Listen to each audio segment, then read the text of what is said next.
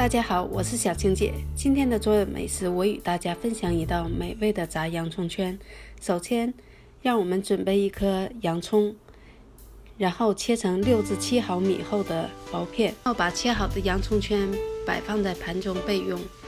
现在准备一个大碗，在碗中倒入1杯面粉，1/3杯淀粉，再加入半茶匙的盐和少许白胡椒粉。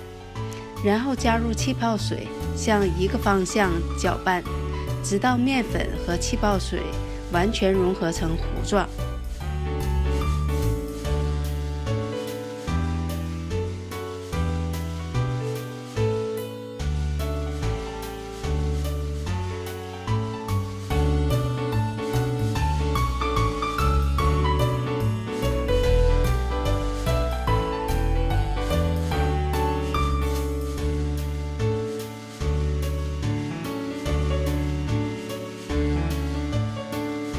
现在让我们再准备一个大的透明食品袋，倒入2大杯的玉米片。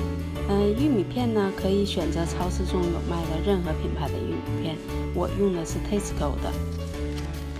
用擀面棍碾压食品袋中的玉米片成小碎片状就可以。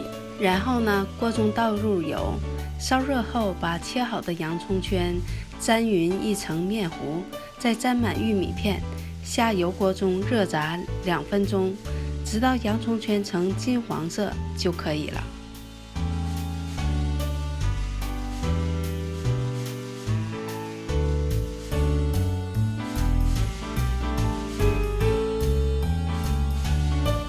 观看完我视频的朋友们，你们也动手试试做吧，真的很好吃。